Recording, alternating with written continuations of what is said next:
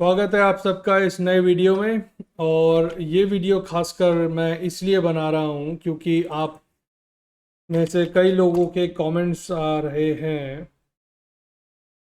कि रशिया और यूक्रेन के बीच में क्या चल रहा है कुर्स्क में। ओके, आप सब में से काफ़ी लोगों को ये सवाल है कि ये क्या चल रहा है, 30 किलोमीटर अंदर आ गए हैं, सो ऑन सो फोर्थ। इस वजह से मैं ये वीडियो बना रहा हूँ ताकि आपके कुछ डाउट्स को क्लैरिटी मिल सके इस बारे में। ओके, क्या ये युद्ध दोबारा से फ्लेयर अप हो रहा है, क्या ये ख़त्म हो रहा है, किस फेज़ में चल रहा है, रशिया इसके बाद क्या करेगा, is it a serious situation. तो let's take a look. Okay, so अभी जो कुछ न्यूज़ मैं गूगल न्यूज़ पर ही सर्च कर रहा हूँ, जो लेटेस्ट न्यूज़ हमारे पास आ रही है मैं उन्हीं को स्टडी करूँगा एंड उसी से अंदाज़ा लगाएंगे और साथ में आपको एक हिस्टोरिकल बैकग्राउंड भी दूंगा उस रीजन का जहाँ पर ये अटैक माना जा रहा है, और दूसरा जियोग्राफिकली भी आपको दिखाऊंगा कि इस रीजन में 30 किलोमीटर अंदर आ जाना या 100 किलोमीटर अंदर आ जाना कोई बड़ी बात नहीं है। उस पोजीशन को मेंटेन करे रखना या फिर उस पे अपना होल्ड बनाए रखना वो ज़्यादा बड़ी बात है। तो लेट्स टेक अ लुक। अभी जो लेटेस्ट न्यूज़ सामने दिख रही है वो 1 घंटा पहले अल जजीरा की है। Ukraine hits Russia with overnight barrage. So let's check it out, देखते क्या कह रहे हैं अल जजीरा वाले।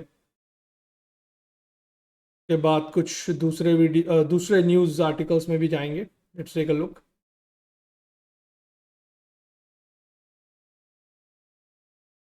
Taking too much time to get loaded. Al Jazeera, good bye. तो बीबीसी देखते हैं। Another Russian region declares emergency है, Ukraine offensive enters second week. तो बीबीसी वाले कह रहे हैं कि दूसरा हफ्ता हो गया है यूक्रेन वालों को हमला करते हुए, और एक और रीजन ने, रशिया के रीजन ने इमरजेंसी डिक्लेयर कर दी। और जो फोटोज में दिख रहे हैं यूक्रेनियन काफ़ी हंसते मुस्कुराते हुए अभी गाड़ियों में बैठकर ये जा रहे हैं। तो जिस तरह की ये मूवमेंट्स हो रही हैं उससे साफ पता चल रहा है कि ये जो मूवमेंट है ये एक तरीके से काइंड ऑफ अ ट्रैप। इतनी आसानी से ये लोग ट्रक्स में बैठ के एंटर कर रहे हैं without any sort of you know opposition by the Russian forces। से दिख रहा है कि it's kind of a trap.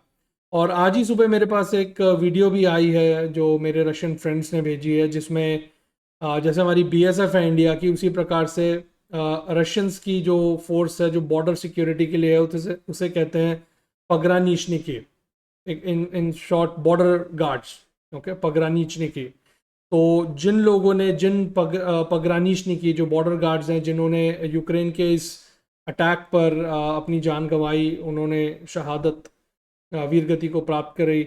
और इस दौरान जितने भी सैक्रिफाइस हुए पगरानीशनी के द्वारा यानी बॉर्डर गार्ड्स के द्वारा, उनकी याद में एक वीडियो शेयर करी गई है मेरे फ्रेंड्स के द्वारा। सो बेसिकली जो अभी तक न्यूज़ आ रही है उससे पता चलता है कि it was an unexpected attack. Russians ने नहीं एक्सपेक्ट किया था। This is what I am telling you from our perspective. अंदर क्या स्टोरी है, whether it's a trap, Ukrainian forces को ट्रैप कर लिया जाएगा, उनको उनकी सप्लाईज काट दी जाएंगी, ये मैं आपको ज्योग्राफी के साथ दिखाऊंगा ऑन द मैप कि ये जो अटैक है इसका कोई खास मतलब नहीं है। ओके, वो क्योंकि वो जिस तरीके से अटैक है, उस जगह पर अटैक है जिसको घुसना तो आसान है लेकिन उस पे अपनी पकड़ बनाए रखना बहुत मुश्किल है, क्योंकि पीछे से रशिया और बेलारूस मिलके आराम से सप्लाई लाइंस काट सकते हैं। तो सप्लाई लाइंस पीछे कट गई, ना खाना आएगा, ना फ्यूल आएगा, ना एमिनेशन आएगी, तो क्या होगा आप आगे सोच ही सकते हैं। तो let's take a look at this. BBC वाला है तो अंग्रेज़ों की नज़रिए से ये आर्टिकल है, इस पर नज़र मारते हैं। Governor of Russia's Belgorod region has declared state of emergency. Belgorod Kursk से नीचे है, और बेलगरोद मैं आपको बता दूं पिछले ऑलमोस्ट 1 साल से अंडर अटैक है इनफ्रीक्वेंटली। और मैं अभी रिसेंटली जब रशिया में था तो बेलगरोद की मेरे पास वीडियोस भी आई थी जहां पर लोगों के घरों पे बमबारी हुई है, लोगों की गाड़ियां बर्बाद हो गई हैं, फार्म्स बर्बाद हुए हैं। तो बेलगरोद पे अटैक, क्योंकि Belgorod is just like next to the border. आप मान सकते हैं जैसलमेर जैसे हमारा है, या अमृतसर है, पठानकोट है, तो ये जैसे ही हमारे पाकिस्तान से बॉर्डर टच होता है वैसे बेलगरोद बिल्कुल बॉर्डर एरिया है। सो बेलगरोद पे अटैक होना, शेल्स गिरना, it's not a major thing, वो 1 साल से ऑलमोस्ट हो रहा है. Vyacheslav Gladkov says daily Ukrainian shelling is destroying homes and killing civilians. हाँ, वो 1 साल से चल रही है. Putin is accused, so कुछ भी नया नहीं है इसमें. Ukraine's bold move is paying off, says ex MI6 head. MI6 जैसे हमारा रॉ है, वैसे ब्रिटेन का MI6 है. वो कह रहे हैं कि इट्स पेइंग ऑफ, मतलब फ़ायदा हो रहा है. Reset the politics of the war to his advantage to impose cost and uncertainty on Russia, he tells BBC. So Ukraine's maneuver is all about making Vladimir Putin realize that he keeps on battling against Ukraine. This is going to happen more often. Okay, so ये कुछ article है, इसको देखते हैं. Where does Ukraine's incursion go from here? घुस तो गए, अब आगे कहाँ जाएंगे? Let's see. Ukraine's foreign ministry says it has no intention of permanently holding on to the Russian territory it seized. So Ukrainian forces खुद वो चीज कह रही हैं जो मैं आपसे कह रहा हूं कि उनका कोई भी इरादा नहीं है परमानेंटली इस जगह को होल्ड करने का, क्योंकि वो नहीं कर सकते हैं. So it's more like a पंच.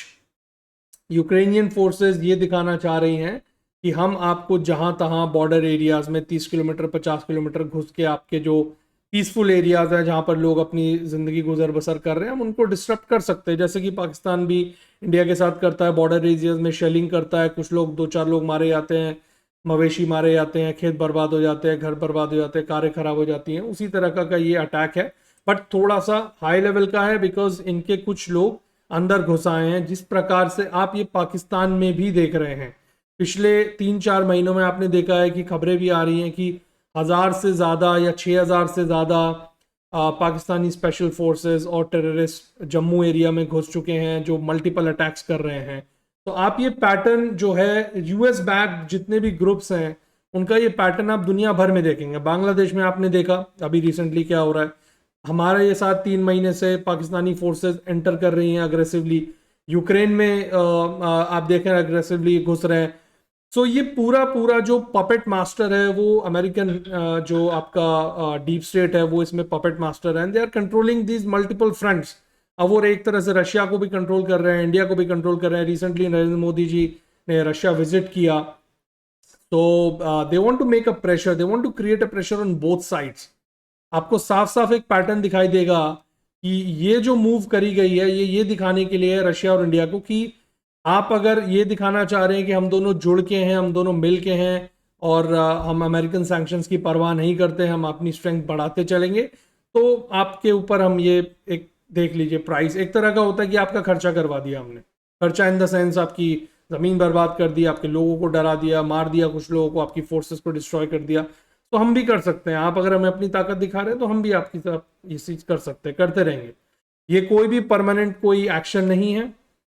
हाँ, इससे ये ज़रूर है कि रशिया भी और इंडिया भी दोनों का रिजॉल्व और ज़्यादा स्ट्रांग हो गया है. सो इट्स मोर लाइक यूएस के पास अब कोई रास्ता नहीं है, बिकॉज वो उस रास्ते पे चले गए हैं, उस दिशा में चले गए हैं जहां उनको दुनिया का बादशाह बनना है. वो उनकी सोच है. तो अब उनके पास कोई ऑप्शन नहीं है. अगर वो कुछ नहीं करते हैं तो उनकी इज्जत खराब होती है. नरेंद्र मोदी और व्लादिमीर पुतिन जब मिलते हैं तो वो डायरेक्ट चुनौती है यूएस की पावर को. तो कुछ तो करेंगे, कुछ तो करेंगे. अब इससे होता यही है कि जो बाकी दुनिया प्रताड़ित हो रही है अमेरिकन एक्शन से, उनका रिजॉल्व और स्ट्रांग हो जाता है, इरादा और मजबूत हो जाता है, और क्लैरिटी आ जाती है कि भाई ये हमारे दोस्त नहीं है, ये सिर्फ अपनी पोजीशन स्ट्रांग बना के चल रहे हैं. सो आइए देखते हैं इस आर्टिकल में क्या है. There will be those on the more cautious end of the spectrum who will argue that Ukraine has already made its point, that Putin's war of choice must now bring some pain to Russians, that despite recent setbacks on the battlefield in the Donbass, Ukraine has shown itself capable of mounting a sophisticated combined arms assault using all the elements of modern warfare. So ये कह रहे हैं कि Ukraine just wanted to make a point. ये सिर्फ अपना ये दिखाना चाह रहे थे. आपको लग रहा है कि यूक्रेन पिट चुका है, मर चुका है, बर्बाद हो चुका है, लेकिन आज भी तीनों फोर्सेस को मिला के, एयरफोर्स, नेवी और आर्मी, और साथ में अगर साइबर एलिमेंट्स भी मिला लिए जाएं तो उन सबको मिला के कंबाइंड एक्शन आज भी यूक्रेन ले सकता है. सिर्फ इतना सा मुद्दा था, और यही मुद्दा आप कश्मीर जम्मू रीजन में भी देख सकते हैं, जो Pakistan is trying to make a point. They also made a point in Bangladesh कि हम जब चाहें आपकी इलेक्टेड गवर्नमेंट जो कि इंडिया के प्रो इंडिया गवर्नमेंट है शेख हसीना की, उसको जब चाहे उखाड़ के फेंक सकते हैं. So they are just trying to make a point. अब कब तक आप ये कर सकते हैं, कब तक आपको बर्दाश्त किया जाएगा, सामने वाला क्या करेगा आपके साथ, वो अभी तक हम चुप थे, इंडिया चुप था, रशिया चुप था, आप क्या करेंगे। सो यही सवालों से अमेरिकन भी और अमेरिकन एलाइज भी अब सोच रहे हैं। In other words, withdraw now with honor, having given the Kremlin a bloody nose before Russia brings in enough forces to kill or capture the invading Ukrainians। so ये वही कुत्ते का वाला हाल है जो भौंकता तो बहुत है, लेकिन जब दरवाजा खुल जाता है तो चुपचाप दम दबा के वहां से भाग जाता है। बंद दरवाजे के पीछे से वो भौंकता रहता है, जैसे आप दरवाजा खोल देंगे वो अंदर भाग जाएगा। So British, American, European, NATO forces सब यूक्रेन को यही कह रहे हैं कि तुमने कर लिया जो करना था, चुपचाप वहां से निकल लो, नहीं तो अगर रशियंस ने काउंटर अटैक किया तो कितने लोग मारे जाओगे, फिर रशिया कितना अंदर घुस के मारेगा, आपके हाथ में वो नहीं रहेगा, तो चुपचाप निकल जाओ। But withdrawal would negate two of the apparent objectives of Ukraine's incursion, namely to put enough pressure on Russia that it is forced to divert some of its troops in the Donbass, and secondly to hold enough Russian territory to use as a bargaining chip in any future peace negotiation। तो confusion एक अलग ही level की चल रही है NATO forces में, American में, Europeans में, यूक्रेनियंस में। एक तरफ वो अटैक भी कर रहे हैं, अटैक इसलिए कर रहे हैं कि भाई हम इनकी इतनी ज़मीन कब्जा कर लें कि हम उनसे कुछ बार्गेन कर सकें कि भाई आपको अगर ये ज़मीन वापस चाहिए तो डॉनबास हमें दो, या क्राइमिया वाला रीजन दो, या साउथ यूक्रेन वाला रीजन दो, हमारे पोर्ट्स वापस करो। एक तो वो है कि आपकी ज़मीन हम छीन लें ताकि आपसे फिर हम नेगोशिएट करें। दूसरा ये कि हम इतना देर तक यहाँ पर अटैक करते रहें या इतना डीप अटैक करते रहें कि रशिया जो है अपनी फोर्सेस साउथ यूक्रेन से और डॉनबास रीजन से, जो ईस्टर्न यूक्रेन है, बेलगोरोद के साउथ में जो रीजन है, खार्किव वाला रीजन है, वहां से इधर मूव कराए ताकि वहां पर कुछ प्रेशर यूक्रेनियन फोर्सेस पे से कम हो। अब करना तो ये चाह रहे हैं कि हम आपकी जमीन कब्जा कर लें रशिया की, आपकी फोर्सेस को फोर्स करें मूव करने के लिए, ताकि आप जहां पर अभी स्ट्रांग है वहां से हल्के पड़ जाएं। और साथ ही में ये करने में डर भी लग रहा है इनको, ये करने में इनको डर भी लग रहा है। डर ये लग रहा है कि भाई अगर रशिया भड़क गया तो क्या होगा, अगर वो इतनी फोर्सेस ले आया कि जो हमारे 1000, 1500, 2000 जो सोल्जर्स हैं उनको कैप्चर कर लिया या मार डाला, या फिर वापस काउंटर अटैक करके इसी रीजन से अंदर आते हुए डॉनबास के नॉर्थ में जो एरिया है उस पर भी कब्जा कर लिया, तो डर भी रहे हैं और कर भी रहे हैं। तो बहुत ही अजीब सी, फनी सी सिचुएशन है इनकी। If Kyiv holds Russian territory, says Exeter University's Dr. David Blackden, it can bargain for the return of its own territory from a position of greater strength। मतलब अपने आप को आप स्ट्रांग भी दिखाना चाह रहे हो, फिर आप डर भी रहे हो, फिर आपको लग रहा है कि ज़्यादा देर हम यहाँ रहे तो खतरा और बढ़ सकता है, रशिया और गुस्सा हो सकता है, टैक्टिकल न्यूक्लियर वेपन्स यूज़ कर सकता है। सो काफ़ी कंफ्यूज परिस्थिति है। एक होता है कि एक आप ऐसा मान के चलिए कि कोई इंसान है जो पिट चुका है, लेकिन फिर भी अब अपनी ईगो के लिए वो कुछ उछल कर एक दो करामात और दिखाना चाहता है, तो उसी तरह की सिचुएशन है।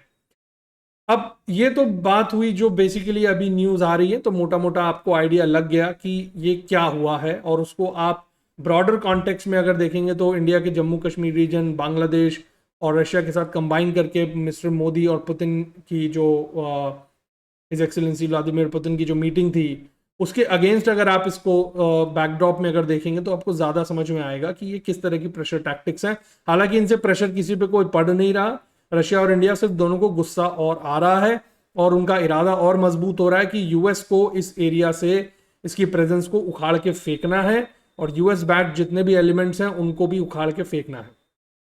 तो अब आते हैं जियोग्राफी पे। थोड़ा सा मैं आपको आइडिया देता हूं कि जियोग्राफी वाइज ये एरिया है क्या actually.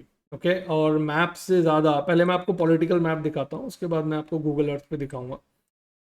So if you take a look here, ये जो आप डार्क लाइन में बॉर्डर देख रहे हैं, ये यूक्रेन का बॉर्डर है रशिया के साथ। ओके, और इसमें अभी तक जो लड़ाई चल रही है वो नीचे जो आप ये ग्रीन एरिया देख रहे हैं, ग्रीन फ्लैग्स, ये आपका रस्तोव और क्रास्नोदार वाला एरिया है। इसके इमीडिएट लेफ्ट में आपका क्राइमिया है, ये आपका क्राइमिया है, सेवास्तोपल। और इसके ऊपर वाला जो एरिया है, यहाँ से लेके खेरसोन से लेके और जापोरिजिया से लेके नाइप्रो से लेके खार्किव के नीचे तक, क्रामातोर्स, लुगांस, दोनेत्स, मारियोपोल, ये सारा डॉनबास का एरिया जिसको आप ईस्टर्न यूक्रेन कहते हैं, जो रस्तोव के साथ बिल्कुल लगता है। मारियोपोल, रस्तोव, तगनरोग, मारियोपोल, रस्तोव, लुगान्स्क हो गया आपका, खार्किव के नीचे वाला जितना एरिया है, ये सारा का सारा एरिया आपका डोनबास का एरिया है जो रशिया के अंडर है, including Crimea and the southern ports of Ukraine, excluding Odesa. Odesa और चर्नोमोर्स्क दो ऐसे पोर्ट्स हैं जिसको रशिया ने कैप्चर नहीं किया है और वो अभी भी यूक्रेन के अंडर हैं। बाकी साउथ यूक्रेन के जितने भी मेजर पोर्ट्स हैं क्राइमिया वाले, वो सारे एंड मारियोपल, इंक्लूडिंग मारियोपल, ये सारे के सारे रशिया के कंट्रोल में हैं। अब अगर आप देखेंगे डॉनबास से जस्ट ऊपर जो शहर है वो है खार्किव, जिस पर भी रशिया ने अटैक किया था, but as of now I am not sure whether it is under Russian occupation. But ये बिल्कुल नॉर्थ में है डॉनबास की, डॉनबास में नहीं आता है। खार्किव एक बड़ा शहर है और बिल्कुल खार्किव से नज़दीक आप जैसे देखेंगे लाहौर और अमृतसर वाला सीन है, खार्किव से बिल्कुल नॉर्थ में आपका आता है बेलगरोद। और बेलगरोद पिछले कम से कम एक साल से कंटिन्यूस शेलिंग अटैक्स, जैसे आपके जम्मू के एरिया में और कश्मीर के एरिया में पाकिस्तान शेलिंग से होती रहती है, उसी तरीके से बेलगरोद पे कंटिन्यूस शेलिंग हो रही है काफ़ी टाइम से। तो यहाँ तो ये सब चल ही रहा है बेलगरोद में, कोई नया नहीं है, कोई भी चीज़ नई नहीं है। बॉर्डर एरियाज में वो लोग अटैक करते आ रहे हैं। लेकिन नया क्या हुआ है कि ये जो सुम्मी वाला एरिया है, ये सुम्मी भी एक बड़ा शहर है। सुम्मी से नॉर्थ में अगर आप आते हैं, सो दिस इज योर कुर्स्क, यहाँ पे ग्रीन फ्लैग आप देख रहे हैं। और कुर्स्क बेलगरोद जितना बड़ा शहर नहीं है, ठीक है, वो भी एक अच्छा खासा शहर है। कुर्स्क अच्छा खासा शहर है, बट बेलगरोद जितना बड़ा शहर नहीं है वो। और कुर्स्क, ये आप देखेंगे एक नया फ्रंट ओपन कर दिया गया है यहाँ पर कुर्स्क में। अब ये अगर आप कुर्स्क की बात करें तो कुर्स्क से सीधा रास्ता जाता है वरोनियज, और वरोनियज जो है वो मॉस्को के बाद साउथ की तरफ आते हुए, साउथ रशिया की तरफ सबसे बड़ा शहर है। अगर आप देखें मॉस्को के बाद वरोनियज सबसे बड़ा शहर है साउथ की तरफ जाते हुए। मतलब अगर आप यहाँ से ऊपर जा रहे हैं तो सबसे बड़ा शहर जो मॉस्को से पहले पड़ेगा वो वरोनियज पड़ेगा। तो कुर्स्क पे जो अटैक है वो डायरेक्टली वरोनियज को थ्रेटन करता है। जैसे कि आप देख सकते हैं कि कुर्स्क से रास्ता सीधा वरोनियज जा रहा है। अगर हम देखें कि कुर्स्क से वरोनियज का रास्ता कितना है, let's try to check it out. Okay, so Voronezh का जो रास्ता है वो सिर्फ 3 घंटे का रास्ता है, 222 किलोमीटर। तो अगर आप टैंक्स और ट्रक्स की मोबिलिटी की बात करते हैं, एयर की तो कवर की तो आप बात ही मत कीजिए। ये तो हार्डली आपका फाइटर बॉम्बर्स के लिए it's not more than 15 minutes flight from Ukrainian airports, half an hour at max. But even for tanks and infantry carrying vehicles, armored vehicles, ये ज़्यादा से ज़्यादा आपका 3-4 घंटे का रास्ता है कुर्स्क से। तो अगर वो कुर्स्क में ऑलरेडी हैं तो वरोनेज पहुंचने में उनको सिर्फ 4 घंटे लगेंगे। और वरोनेज में पहुंचने का मतलब है कि आपने रशिया, वेस्टर्न रशिया को, सेंट्रल रशिया को, जो कि रशिया का मेन हिस्सा है, पीछे तो रशिया बहुत बड़ा है जैसा कि आप जानते हैं, बट ये जो बॉर्डर एरियाज है यूरोप के टच करने वाला, उसको आपने 2 हिस्सों में काट दिया है। ओके, आपने मॉस्को को नीचे साउथ वाले एरिया से काट दिया है। और साउथ की जो भी सप्लाईज हैं, जैसा कि हम जानते हैं कि वो मॉस्को से ही आ रही हैं, चाहे वो हथियार की हो, खाने की हो, मैन पावर की हो, वो सब नॉर्थ से आ रही है। तो ये मूव वैसे तो बहुत अच्छी है अगर स्ट्रेटेजिकली देखा जाए नेटो और यूक्रेन के पर्सपेक्टिव से, बट इस मूव को चलने के लिए और इसको होल्ड करने के लिए और इसका फायदा एक्चुअली निकालने के लिए आपको 1000 नहीं, आपको कम से कम 20 लाख इन्फेंट्री सोल्जर्स की जरूरत है। एक पूरी आर्मी की जरूरत है रशिया को 2 टुकड़ों में काटने के लिए, ताकि नॉर्थ और साउथ की फोर्सेस अलग हो जाएं, सप्लाई लाइंस ब्रेक हो जाएं। आपको एक पूरी आर्मी की जरूरत है, जो कि आज से 75 साल पहले सेकेंड वर्ल्ड वॉर के दौरान जर्मन्स ने किया था, जब वो 2 करोड़ की आर्मी लेके, 2 करोड़ की उनकी पूरी आर्मी थी जो रशिया पे उन्होंने अटैक किया था 40 लाख इन्फेंट्री सोल्जर्स के साथ, टैंक्स भी उनके हजारों की तादाद में थे। उन्होंने ये अटैक किया था, एक मॉस्को सेंट पीटर्सबर्ग की तरफ गया था और दूसरा साउथ की तरफ। सो ये वही मूव कर रहे हैं ऑलरेडी। इसमें नॉर्थ वाली मूव तो मिसिंग है, हाँ, बट ये सेंटर और साउथ वाली मूव फिर से, बट 1000 सोल्जर्स के साथ it's nothing, it's just a provocation. आप सिर्फ भड़का रहे हैं। आप, वही बात है कि सिर्फ अपनी ईगो को आप वो करने के लिए, बूस्ट देने के लिए आप ये कर रहे हैं। ऑफ कोर्स कुर्स्क से वरोनेज वो नहीं जा पाएंगे, बिकॉज ये 3.5 घंटे का रास्ता, 3 घंटे का रास्ता उनको बहुत भारी पड़ जाएगा। और वो कुर्स्क से भी वापस भागने की ही कोशिश कर रहे हैं। ऑलरेडी 2 हफ्ते हो चुके हैं और Russians are also waiting and watching. Okay, कुछ border guards as we have seen have been killed.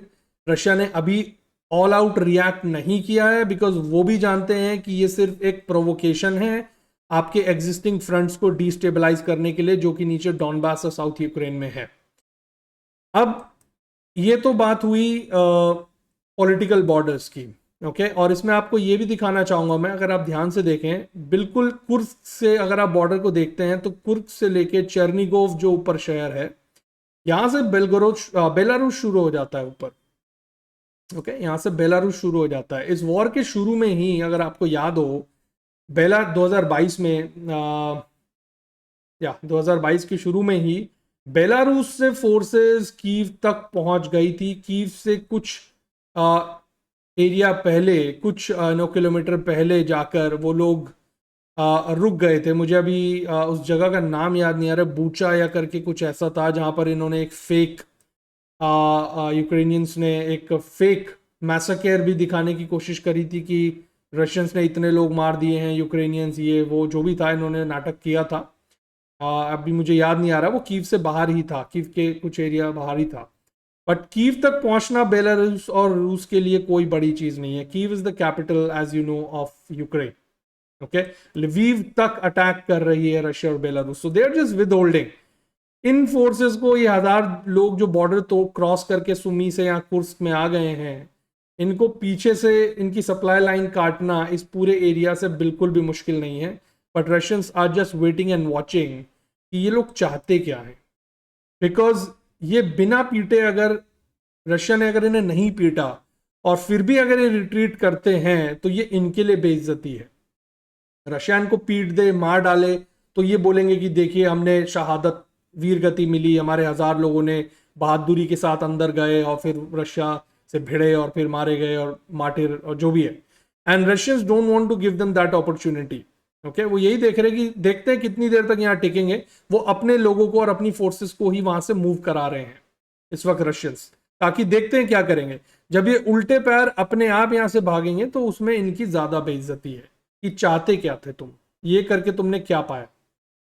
Okay, जब भी हम वॉर स्ट्रैटेजी की बात करते हैं, मिलिट्री स्ट्रैटेजी की बात करते हैं, so if we attack then we attack to gain ground. हम सिर्फ किसी के मुंह पे चांटा मारने के लिए अटैक नहीं करते हैं, वो गली में होता है. On a battlefield you attack to gain ground, और अगर आप उसको छोड़ के वापस जा रहे हो, दैट मीन्स आपके पास अब कुछ बचा नहीं है.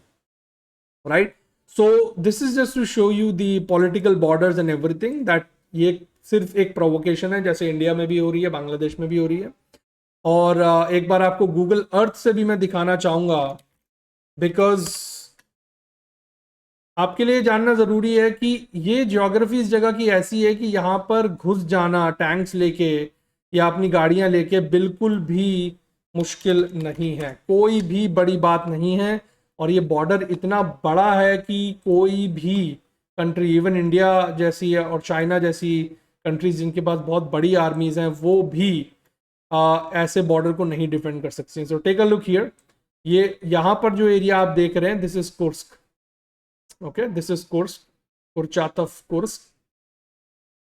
ओके, तो ये कुर्चातव वाला जो आप देख रहे हैं, ये कुर्स्क है. इसके ऊपर ये नीचे व्हाइट में जो आप बॉर्डर देख रहे हैं, दिस इज यूक्रेन्स बॉर्डर, और इसके नीचे ये पूरा यूक्रेन है. और अगर आप यहाँ की टेरेन देखेंगे, मैं इसको 3D में करके थोड़ा सा टर्न करता हूँ. Take a look at this, take a look at this. ये सिर्फ बॉर्डर एरिया आप देखिए क्या है, ये सिर्फ खेत है, खेतों के बीच में बॉर्डर बना हुआ है. ओके, अब ये उसी तरीके का पंजाब का बॉर्डर जैसे है वैसा ही है, खेत है. और ये मार्शलैंड नहीं है, मतलब यहाँ पर कोई दलदली ज़मीन नहीं है, प्रॉपर खेत हैं, रोड्स बने हुए हैं.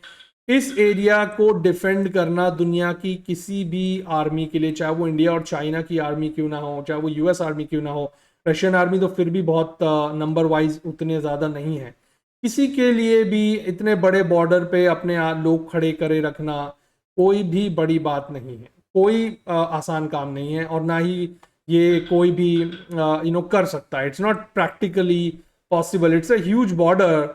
And factually speaking, because Ukraine तो हिस्टोरिकली रशिया का पार्ट ही रहा है, सोवियत यूनियन के टाइम पे भी ये यूक्रेन एसएसएसआर था, तो ये बॉर्डर जो है जस्ट एन आर्टिफिशियल बॉर्डर।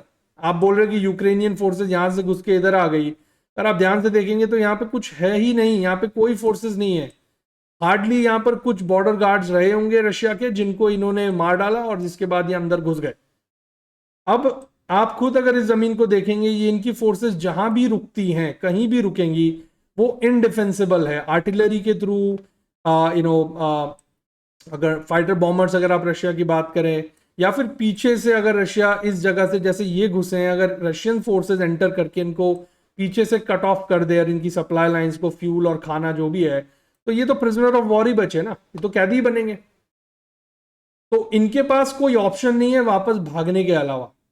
और इसी वजह से रशिया अटैक नहीं कर रहा है, क्योंकि रशिया ने अटैक किया तो रशिया ऐसा लगेगा कि पैनिक कर गया है और डर गया है। इसी वजह से 2 हफ्ते हो गए हैं and there Russians are just waiting and watching कि कर लो तुम अपना ये नाटक, उसके बाद फिर अब हम तुम्हें बताएंगे। ठीक है, ये तो तुम यहाँ टिक नहीं सकते, तुम खुद ही भागोगे यहाँ से। तो this is what the whole thing is about. Geographically कोई पॉसिबल ही नहीं है वहां पर फोर्सेस खड़ी करना, पॉसिबल ही नहीं है। रशिया और यूक्रेन का जो ये युद्ध है, इसमें कोई पार्टी किसी को रोक नहीं सकती, कोई भी पार्टी किसी को रोक नहीं सकती। यूक्रेन रशिया को घुसने से नहीं रोक सकता अपनी टेरिटरी में, और रशिया यूक्रेन को घुसने से नहीं रोक सकता। इतनी बड़ी टेरिटरी है, कोई भी नेचुरल बॉर्डर्स नहीं है, ना समुद्र है, ना झील है, ना नदी है, ना पहाड़ है, ना हिमालय है, ना समुद्र है, ना गंगा नदी है, ना सिंधु नदी है, खुले बॉर्डर्स है।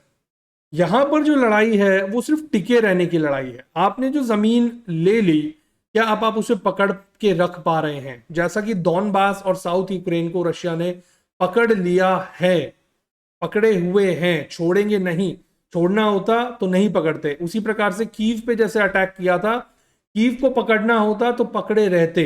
वो कीव तक आए और कीव पे थोड़ा बहुत अटैक किया और कीव से वापस लौट गए। अगर वो कीव को कैप्चर करते तो वो कीव को कैप्चर करे रहते। रशियंस ये पोस्टर बनाए हुए हैं कि हम यूक्रेन की सोवरेनिटी को डिस्ट्रॉय नहीं करना चाहते। यूक्रेन अगर अलग देश बन के रहना चाहता है तो रहे, हमारे लिए थ्रेट देगा तो फिर हम उसके थ्रेट्स को खत्म करेंगे। लेकिन अगर ये बात बढ़ती चली जाती है, यूक्रेन किसी भी हालात में रशिया को अपने अलग अलग एरियाज में, कीव हो गया, लवीव हो गया, जितना भी पूरा वेस्टर्न अगर आप बात करें तो यूक्रेन का जो वेस्टर्न एरिया है, लवीव और कीव, ये बड़े शहर हैं, मोल्दोवा तक और पूरा पोलैंड के बॉर्डर तक, अगर बेलारूस और रशिया मिलकर चाहें, Belarus and Russia is practically one thing, Ukraine कुछ नहीं कर सकता, कुछ नहीं कर सकता। ये सिर्फ रशियंस सम्मान दे रहे हैं कि भाई आप अलग देश बना के रह रहे रहिए। जिस दिन ये चीज क्लियर हो गई कि ये तमीज से नहीं रह पा रहे हैं, नहीं रहेंगे, ये जो भी वॉर हुई थी अब ये बर्बादी के तरफ लेके जाएंगे, तो फिर Russian forces will have no option but to take over complete control of Ukraine. और फिर उसके बाद में फिर आपको पता ही है कि क्या होने वाला। और नेटो फोर्सेस कुछ भी नहीं कर पाएंगी, क्योंकि अगर उन्होंने कुछ किया तो फिर उसके बाद फिर जो बात होगी वो टैक्टिकल न्यूक्लियर और स्ट्रेटेजिक न्यूक्लियर वेपन्स पर ही जाएगी। तो ये पूरा का पूरा जो प्रोवोकेशन है वो सेम इंडिया में भी हो रही है। जम्मू कश्मीर एरिया में 6000 आपने स्पेशल फोर्सेस और टेररिस्ट उतार दिए पाकिस्तानियों ने अगर इंडिया में, तो अब इंडिया के पास क्या ऑप्शन है? या तो उनसे लड़ते रहो, हमारे जवान जैसे लड़ते लड़ते खत्म हो रहे, या तो उनसे लड़ते रहो, या पीओके को खत्म करो, या पाकिस्तान के टुकड़े करो, या पाकिस्तान को खत्म करो। तो अब ज्यादा ऑप्शन ना रशिया के पास बच रहा है ना इंडिया के पास बच रहा है, ऑप्शन नहीं बच रहा है। आप हमने 75 साल काट लिए कि भाई चलो पाकिस्तान बन गया, बांग्लादेश बन गया, जी लेंगे, ये अलग जी लेंगे, हम जी लेंगे, सब चल जाएगा, साथ में रह लेंगे जैसे तैसे, पर नहीं हो पा रहा है। इट्स नॉट पॉसिबल नाउ, ना वो रशिया के लिए पॉसिबल हो पा रहा है, ना वो इंडिया के लिए पॉसिबल हो पा रहा है। सो सेम सिचुएशन है दोनों तरफ, और इसका अंजाम क्या निकलेगा अब आप सोच सकते हैं। So it's gonna just final वही होगा कि जो पहले से था वही होगा। अखंड भारत की जब हम बात करते हैं तो वो होना ही पड़ेगा, क्योंकि अगर आप अखंड नहीं होते तो आप खंड खंड हो जाएंगे, right? So same is with Russia. Russia को जो अखंड रूस हमेशा से रहा है वो अखंड रूस बनना पड़ेगा, नहीं तो खंड खंड हो जाएगा। सो सेम सिचुएशन है दोनों तरफ, सेम सिचुएशन है। तो this is what it is. अब मैं इस वीडियो का एंड सिर्फ आपको ये बता के करूंगा कि कुर्स्क की वॉर के मामले में सेकेंड वर्ल्ड वॉर में भी एक बहुत बड़ा स्थान है। बिकॉज अगर आप देखेंगे कुर्स्क में एक बहुत भयंकर, in fact in the history of humanity, battle of Kursk जिसे हम कहते हैं, हिस्ट्री ऑफ ह्यूमैनिटी में ये एक बहुत बड़ा युद्ध था। ओके, इंसान की जो हिस्ट्री है पूरी शुरुआत से, उसमें इतनी बड़ी टैंक बैटल, मैकेनाइज्ड बैटल नहीं हुई थी। अगर आप देखें तो ये वही एरिया है। ओके, आप ये देखिए जहां मेरा कर्सर है, सुम्मी वाला एरिया है, ये आपका वरोनेज है। ओके, और सुम्मी वरोनेज, इसके बीच में ही आपका कुर्स्क है, ये रहा कुर्स्क आपका। ओके, और आप ये एक्सिस जो देख पा रहे हैं, ये लाइंस हैं जो अटैक की लाइंस हैं, जहां से फोर्सेस आ रही हैं। तो ब्रयांस्क की लाइन आप देख सकते हैं, वेस्ट ब्रयांस्क ऊपर है, और ये वरोनेश वाली एक्सिस है। सो वरोनेश से रशियन फोर्सेस इधर आ रही थी, और इधर से वेस्ट से अगर आप देखें तो ब्रयांस्क से, कीरव से, अरियोल से, सुम्मी से, यही वही जगह है, सेम जगह, बेलगरोद वाला ये वही एरिया है जहां से जर्मन फोर्सेस अंदर एंटर कर रही थी। Battle of Kursk 4 July to 1 August 1943। Okay, ये वो है जब जर्मन्स ने अटैक किया था। इसमें मैं एक चीज कंफर्म भी कर लेता हूं, ऑपरेशन बारबरोसा की जो डेट है, ऑपरेशन बारबरोसा 22 जून 1941। ठीक है, अब इसमें जरा टाइमलाइन पे आ जाते हैं। ओके, बेलारूस पे अटैक हुआ था आपका, ओके, 1941 में ही, जुलाई, north east Finland, offensive towards central Russia. Okay, ये देखेंगे by mid July the German forces are advance, ये 1941 का ही है। ओके, 41 में जब वॉर अपने तीसरे साल में थी, 1939 में सेकेंड वर्ल्ड वॉर शुरू हुई थी, 41 तीसरा साल था, तीसरे साल में जुलाई तक ये वही टाइम चल रहा है जो अभी है, जुलाई अगस्त। German forces are advance within a few kilometers of Kiev below Pripyat marshes. तो कीव तक जर्मन फोर्सेज आ गई थी। First panzer group then went south while the 17th army struck east and trapped 3 Soviet armies near Uman. तो वहां से German आर्मीज दो हिस्सों में बढ़ गई, एक साउथ चली गई, एक ईस्ट की तरफ सीधा जाती रही। Okay, by August, as the serviceability and the quantity of Luftwaffe's inventory suddenly diminished due to combat, demand for air support only increased as the VVS recovered. By December, the VVS had matched the Luftwaffe. Leningrad, फिर वो ऊपर चला गया। Kiev, before an attack on Moscow could begin, operations in Kiev needed to be finished. तो Kiev में आपका Battle of Kiev 1941, okay, 41 चल रहा है ये। उसके बाद में आगे चलते हैं। ओके, इन्होंने इधर ख़त्म कर दिया इसको 41 में। ओके, सो ऑलराइट, इन्होंने इधर इसको 41 में ख़त्म कर दिया है। सो बैटल ऑफ कुर्स्क जो है 1943 अगस्त। Okay, now battle of Stalingrad भी देख लेते हैं कि ये कब हुई थी और कब ख़त्म हुई थी। ओके, सेकेंड फरवरी 1943 तक ये चली थी। That means battle of Kursk जो है वो बैटल ऑफ स्टालिनग्राद खत्म होने के 4-5 महीने बाद शुरू हुई। दैट मीन्स रशियन फोर्सेस अब जीत चुकी थी स्टालिनग्राद में, और अब वो ऑफेंसिव पर थी। दैट मीन्स अब वो जर्मन्स को पुश कर रही थी। तो ये जो बैटल हुई थी, इसमें आप देख सकते हैं कि रशियन फोर्सेस, ये उल्टा हो रहा था उस समय, जो अभी हो रहा है उसका उल्टा है। अभी यूक्रेनियन फोर्सेस रशिया में घुस रही हैं, उस समय रशियन फोर्सेस वापस यूक्रेन में घुस रही थी जहां जर्मन्स थे। और आप यहां पे देख सकते हैं कि ये आपका जो रेड ऊपर देख सकते हैं, ऊपर से और नीचे से, ये जर्मन फोर्सेस ने बेलगरोद से और कुर्स्क के ऊपर से रशियन टैंक्स को कट ऑफ करने की कोशिश करी थी, और ये एक तरह का बल्ज बन गया था यहां पर। ओके, इसीलिए हम इसको बैटल ऑफ द बल्ज भी कहते हैं, battle of the bulge. Find out.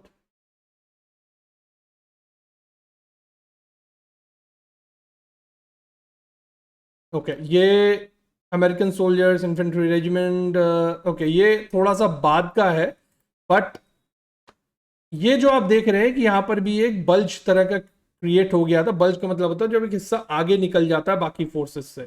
तो ये रशियन सोवियत जो टैंक्स हैं इधर आ गए थे, and it is one of the most dangerous tank battles in the history of humanity.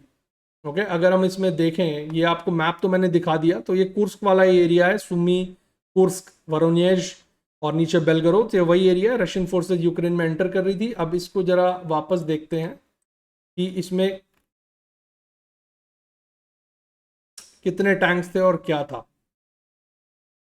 Okay, तो the main tank of the Soviet tank arm was the T-34 medium tank. ये Soviet tanks वही tanks हैं जो हमको world war 2 के बाद Soviets ने Indian army को दिए। ओके, जिसमें से T-72 उस समय T-34 था। Okay, so take a look here. Red Army use 2 fronts for the defence of Kursk. ये वही कुर्स्क है जिसको उस समय पर भी उसके लिए लड़ा गया था। Created a third front behind the battle area which was held as a reserve. The Central and Voronezh fronts fielded 12 armies with 7 lakh men. Okay, 7 lakh और 6 lakh, almost 13 lakh Soviet soldiers थे इस एरिया में उस समय। In reserve the steppe front had an additional 5 lakh, thus the total size of Soviet force was almost 20 lakh. Okay, 20 lakh यहाँ पर Soviet soldiers थे। इसीलिए मैं आपसे कह रहा हूं कि इस एरिया में कुछ भी करने के लिए आपको 20, 25, 30 लाख सोल्जर्स से कम नहीं चलेंगे। हाँ, आज की डेट में जब हमारे मॉडर्न वॉरफेयर है, वेपन्स और ज़्यादा स्ट्रांग हो गए, सो मे बी आप कम फोर्सेस में कर पाएंगे, बट फिर भी 5 लाख, 4 लाख, 3 लाख से कम में इस एरिया में कुछ नहीं होने वाला। ये इतना एक्सपेंसिव रीजन है। तो it is nothing new as we have seen. Kursk कोई नई चीज नहीं है। कुर्स्क हमेशा से एक बैटल का एक्सिस रहा है, बिकॉज ये यूक्रेन से जब हमला होता है तो वरोनेज, क्योंकि एक सेंट्रल हब है, मिलिट्री हब है, इंडस्ट्रियल हब है रशिया का, तो वरोनेज पे अटैक करने के लिए आपको कुर्स्क के रास्ते जाना ही पड़ेगा।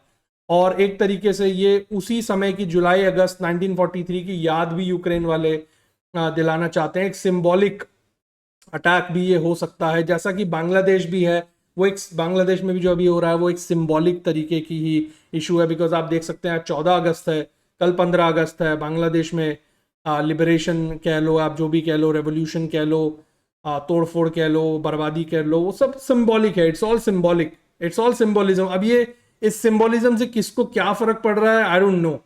ये कौन लोग बैठे हैं यूएस में, नेटो में, जो ये गेम खेल रहे हैं, क्या सिंबोलिज्म है, क्या दिखाना चाह रहे हैं, मुझे नहीं समझ में आ रहा। ये सिर्फ अपने अगेंस्ट एक वर्ल्ड ओपिनियन क्रिएट कर रहे हैं, और जो भी यूएस को तोड़ने के लिए और यूएस को इसकी पावर को टुकड़े टुकड़े करने के लिए जो भी रशिया, चाइना, इंडिया और दूसरे देश मिल रहे हैं मिडल ईस्ट, उसको सिर्फ ये और ज़्यादा प्रमोट कर रहे हैं, फास्ट कर रहे हैं उस पूरे प्रोसेस को।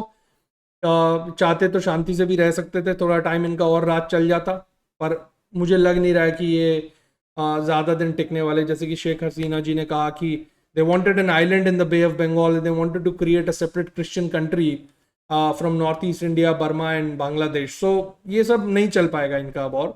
तो इन शॉर्ट बेसिकली ये प्रोवोकेशंस हैं जो इंडिया में भी करी जा रही हैं, बांग्लादेश में भी करी जा रही हैं, रशिया में भी करी जा रही हैं, पाकिस्तान में भी करी जा रही हैं, और इस प्रोवोकेशन के पीछे आपकी अमेरिकन और नेटो फोर्सेज हैं। I am not saying the American government, but there is something called an American deep state. That means जो पॉलिटिक्स से भी परे है, राजनीतिज्ञ और राजनीति में लोग आते जाते रहते हैं, पर जो एक डीप स्टेट होता है, US is a very old democracy, तो एक डीप स्टेट जो होता है वो इन सबके परे हो जाता है। वो एक मिलिट्री इंडस्ट्रियल कॉम्प्लेक्स है, जो आपका इकोनॉमिक कॉम्प्लेक्स है, तो फाइनेंशियल हब है, तो बेसिकली वो सब मिलकर अपने फायदे के लिए, अभी आप हिंडनबर्ग वाला इशू भी देख रहे हैं, सो ये सब यूएस करता रहेगा, बिकॉज अब उसके पास कोई ऑप्शन बचा नहीं है। प्रोवोकेशन, डिस्टेबलाइजेशन, ये एक नीचे जाने का जो सफर होता है ना, उसमें नीचे जाते जाते इंसान ये सब हरकतें करता है। सो आपको ज़्यादा इस बारे में चिंता करने की ज़रूरत नहीं है। अगर आप चिंता कर रहे हैं रशिया के बारे में, तो आप इंडिया के बारे में भी चिंता कीजिए, बांग्लादेश के बारे में भी कीजिए। और अब ये तो चलने वाला है, तो इसी माहौल में बिजनेस भी करना पड़ेगा हम सबको। सो इस वीडियो में इतना ही। ये वीडियो आपके लिए इसीलिए बनाई गई थी ताकि आप इसकी पूरी चीज़ को समझ में आ सके कि ये कुछ नया नहीं है, ये सिर्फ यूएस का गेम चल रहा है पीछे से, जो कि हर जगह चल रहा है। So that's it. इस वीडियो में इतना ही। बने रहिए चैनल पे। वीडियो अगर आपको अच्छा लगा हो तो प्लीज़ लाइक कीजिए, उसी से ही यूट्यूब को पता चलता है कि ये वीडियो आपको एक्चुअली पसंद आया, और वीडियो प्रमोट करी जाती है यूट्यूब के द्वारा। अगर आप नए हैं चैनल पे तो प्लीज़ चैनल को सब्सक्राइब कीजिए। हमारे चैनल पे आपको खासकर रशिया से लेके ऐसी बहुत जानकारियाँ मिलेंगी जो आपको पूरे यूट्यूब पे और कहीं नहीं मिलेंगी, खासकर हिंदी में। इंग्लिश में तो में भी नहीं मिलेगी वैसे तो, बट हिंदी में तो बिल्कुल नहीं मिलेगी। So please do subscribe the channel, and अगर आप ये जानकारी दूसरों के साथ साझा करना चाहते हैं तो वीडियो को शेयर भी कीजिए अपने व्हाट्सएप ग्रुप्स वगैरह में, फेसबुक पे, ताकि और ज़्यादा से ज़्यादा लोगों को समझ में आए कि दुनिया में क्या चल रहा है. It's not just about Russia, it's about the whole of India, Russia, Bangladesh, Pakistan and even China and all, जहाँ यूएस अपनी पावर को बनाए रखने के लिए बहुत कुछ कर रहा है. सो इस वीडियो में इतना ही. बने रहिए हमारे साथ, जुड़े रहिए. आपके सपोर्ट से हम इस तरह की वीडियोस और आपके सामने प्रस्तुत करते रहेंगे. धन्यवाद. आपका दिन शुभ हो और नई वीडियोस इस प्रकार से आपके पास आती रहेंगी.